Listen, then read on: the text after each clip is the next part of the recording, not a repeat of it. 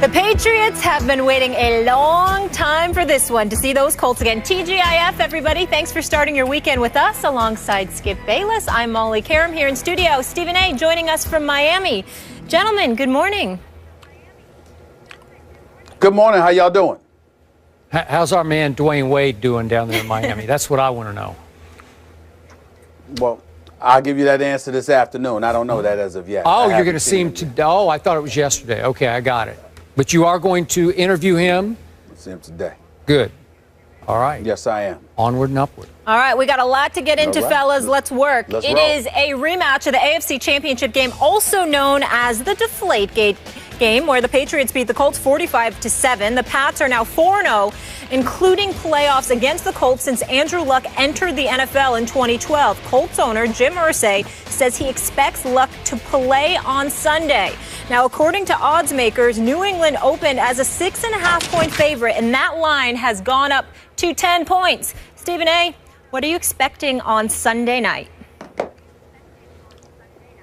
Well, I expect, something close to a blowout, maybe not a complete blowout. I think the New England Patriots ultimately will pull away, and I think they're going to win this game by a score along the lines of 37-21, maybe 37-23. But I think they're going to put up a bunch of points. I think they're going to go at the Indianapolis Colts. I think we're going to see Brady's A game. I think the Indianapolis Colts will definitely try to respond, but I don't think they're going to be nearly as effective. I think retribution kicks in here. There's no doubt in my mind. They can downplay it all they want to, but Tom Brady is not going to just let this shove aside. This is not just another game to him, and certainly it's not about targeting the Indianapolis Colts from the perspective of, I'm quite sure they didn't mean to target Tom Brady per se. They were just pointing out something that they believed to be unfair when it came to Bill Belichick and the New England Patriots. But nevertheless, the residue effect of it all was an off season in which Tom Brady, the reigning defending Super Bowl champion quarterback, a four-time Super Bowl champion, a future first ballot Hall of Famer, has spent the entire offseason as a Super Bowl champion having to talk about deflated footballs. Barely anybody has been really focused on the fact that this guy is walking around as the champion. Instead, he's walking around as the guy who was suspended for 4 games by Roger Goodell in the National Football League, ultimately appealed that suspension, got it essentially overturned by a federal judge. That's the Tom Brady that we've been talking about for far too long, since that game in February, as opposed to the reigning defending Super Bowl champion that he is. I think that has annoyed him. I think that he's been waiting for this game, and I think that everybody else in the nation has been waiting for this game as well. I expect New England to rally around him and to pretty much have their way. If the Indianapolis Colts are able to engage in some kind of ball control, where somebody like Frank Gore, who had absolutely nothing to do with any of this, goes out there and plays lights out and assists in moving the chains, then that will help Indianapolis, because they're going to keep the ball out of Tom Brady's hands to some degree. But it won't be something that can happen throughout the game. I think Tom Brady touches the football just as much as he needs to, and I think New England pulls away somewhere along the lines, like I said, 37-21 and 37-23. But it'll be by at least 14 points. Either 21 or 23. That's interesting. So you think the Colts might have a little better game than you think they might actually get from 21 up to 23? Okay. Yeah, maybe. Right, maybe. Give or take 2 points, but that's about it. They're losing by at least 14 points. Okay. The case you're making is for stronger than 14 points. So I must tell you, I'm very surprised by your score. You're making a 48-14 kind of case for Tom Brady and company for all the reasons we all know. Is that fair to say? No, I don't look at it that way, because I think about a guy like a Frank Gore. You know, if he's able to run the football effectively, then you're going to get your hands on the ball only but so much. Okay. That's what I'm thinking. He'll be able to chew up some of the clock, so Patriots won't have the ball as much. All right, look, everything about this game screams revenge blowout. Everything about it. I can make no case for the Colts right now. Stephen A., you talked about Tom Brady bringing his A-plus game, or his A game. It's going to be A-plus.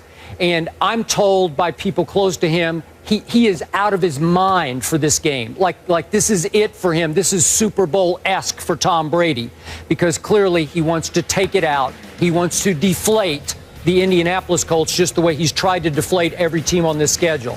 And you know and I know, if the Patriots quickly get the upper hand, there will be no taking foot off gas in this game. If they can score 60, they will try to score 60. And by the way, I want to make this clear to everybody. I hope they score 60. I want to see 60-0.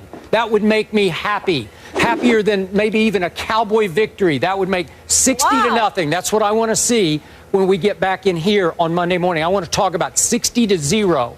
But I don't think I'm going to be talking about 60-0. This is the classic syndrome. I mentioned this earlier this week of everybody says.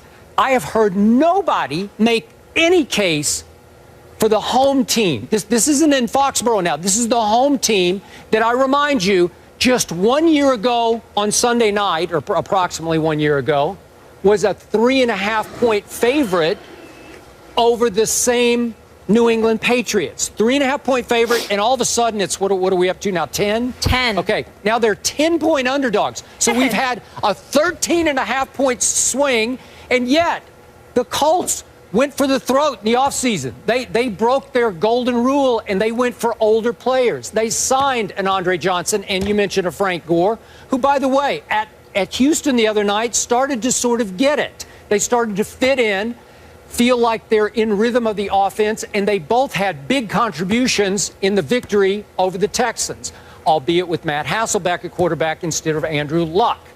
But, Stephen A., what a great spot this is for Andrew Luckless, who's been absolutely luckless against Tom Brady. He's lost 4 games to Tom Brady by an average score of 48-17. Are you kidding me? The Andrew Luck, first ballot Hall of Famer, has lost 4 times by an average score, blowout score of 48-17. So all of a sudden, he's got a bum shoulder. They say it's not as bad as we thought. It's not, in need of surgery. I don't even know if he's going to play or not. But if he does, this will be the first game he'll play in his pro career with little to no expectation. Every game, obviously, Andrew Luck has been expected to do a whole lot because he was the first pick in the draft. We get all that. But all of a sudden, nobody will expect anything of an Andrew Luck coming off an injury, missing a couple of games. And I would expect him to do pretty well. I'm with you. I would expect them to be handing off a lot to a Frank Gore who could control the clock a little bit. Would I be shocked if Frank Gore, they've gone 39 straight games, have the Colts without a 100-yard rusher. Would I be shocked if Frank Gore broke that streak? No, I wouldn't be shocked at all. Andrew Luck, he's a talented kid. T.Y. Hilton's a little nicked up. He's been limited in practice, but could Kobe Fleener suddenly get back involved against a New England defense that I consider pretty good but not great? Sure he could. And the Indianapolis Colts, after a while, they're human. They got pride. They've been humiliated. They've been stepped on. They've been obliterated by this team 4 straight times, and it's not just Tom Brady. Do you realize that the New England Patriots in the last 3 games against Indy have rushed for an average of 219 yards a game? Are you kidding me? So there's humiliation. There's pride at stake here because LeGarrette Blount, I'm going back 3 games, had 166 and 4 touchdowns. Then I'm going back to the game in Indy last year. Remember, Jonas Gray came out of nowhere, and he's gone back to nowhere. He had 201 yards rushing. Yeah, 201 and 4 touchdowns. And then LeGarrette Blount in the AFC title game had 148 yards. This is embarrassing. This is humiliating. And I'm just thinking that on pure pride alone, this is a pro football team. It will rise up and play well and hang in this game. Again, I love the Patriots, but we haven't even talked about it all week on this show because nobody really cares outside of Patriot Nation. Tom Brady lost his left tackle at Dallas. Nate Solder. Nate Solder is gone. Tore his biceps tendon. And trust me, I've had it, and it's a long time, long rehab injury. And God bless him, but all of a sudden, there's no way he's coming back for the rest of this year. So Marcus Cannon is their kind of do-it-all sub-lineman who's under a pretty good contract, actually, and he did a nice job in the second half at Dallas. But really, he's your left tackle going into a kind of a grudge match game against a team that has become your playoff rival, even though they haven't stood up to their end of the battle. But my point is, that's a big loss for the Patriots. So I could see them having a little bit of a hard time in this game. You've got 37-21. I'm going to go 10 points fewer. I'm going to go down to 27-21 Patriots. Not picking the Colts. I'm just saying, if I'm a bet man, used to be, not anymore, I would take 10 points, because the golden rule in any NFL game when you're betting is, you give me double digits, especially for a home team, I'm going to take that. I don't care what 2000 style mission Tom Brady's on. It's just too many points to give a visiting team in a National Football League game between two, I'm not saying the Colts are bad. They're pretty good. They've won 3 in a row. So I'm sorry, I don't see 10-point spread. Your thoughts? Well, I just see it. I see it because, we've mentioned the past, like you said, how the Patriots have dominated them. Well, what's the biggest reason why? You're looking at the players. I'm looking at the execution. I'm looking at the difference between Bill Belichick and Chuck Pagano. Mm-hmm. We both like Chuck Pagano. We're incredibly fond of him. Yep. But let's face reality. He's got a lot to prove. Listen, the last 3 years, they went from a wild card game to a divisional playoff game to an AFC championship game, and yet when they started out 0-2, he was on a hot seat. Yep. Now, what kind of sense does that make? Yep. You know why it makes sense, Skip Bayless? Because there are a lot of people who believe the Colts win in spite of him, not because of him. We don't know that to be true, and I'm certainly not here to try to cast any aspersions. I'm just going on what the aficionados say watching the Indianapolis Colts. So when I take that into consideration, although the New England Patriots lost their left tackle, and they're the visiting team, I'm still thinking that it's Coach Bill Belichick against Chuck Pagano. I'm still thinking that it's a highly motivated Tom Brady. I'm still thinking about his teammates who surround him. This is a guy that sat up there and ran for a touchdown in training camp, and people were cheering him on, for crying out loud, including his own teammates, because of how hyped everybody was. Well, if you were hyped for those minimal moments, those insignificant moments as far as I'm concerned, how in God's name are you going to feel come Sunday night when you got to go up against a team deemed responsible for instigating this whole Deflategate mess, which has now spanned 10 months and counting?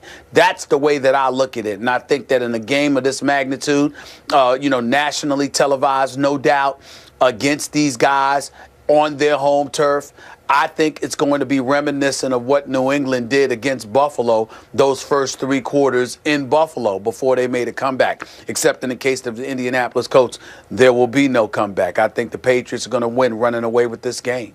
Okay, I hear what you're saying, but I'm going to stand by the everybody says syndrome. When everybody says what you're saying, everybody is saying that. On every show I've turned on, everybody's written this. It's a done deal. It's a wipeout, revenge wipeout. When everybody says it, the opposite almost always happens. So I think it'll be a close game for 3.5 quarters. And again, this is the truth. I'm hoping Andrew Luck plays, because I think, obviously rooting for the Patriots, I would be a little more fearful of Matt Hasselbeck right now in a game of this magnitude, because I think Matt Hasselbeck ridiculous. No, he would game manage this one. He would scare me, because he would go dinks and dunks, lots of handoffs, lots of ball control. He would probably keep them. Look, Andrew Luckless against the Patriots, 6 touchdowns to 10 interceptions. He just makes a lot of mistakes. Maybe this game, with no pressure, no expectation, maybe he'll play big time. But to me, I would fear Hasselbeck right now, because he's won 2 straight games over an Andrew Luck, who's, by the way, of qualifying quarterbacks, in my favorite stat, QBR, he's dead last right now. That's how bad his year has been to date. Well, I got you. Okay, we'll find out. Yes, all eyes will certainly be on Tom Brady. As you mentioned, Nate Solder will not be there, the left tackle. Dion Lewis was limited in practice with an abdominal injury. He's been a bright spot so far in that Pats offense. And he was on the Colts for about a week last year before they picked him up. So he's sort of going back to his old team. So speaking of those classic cases of everybody said syndrome,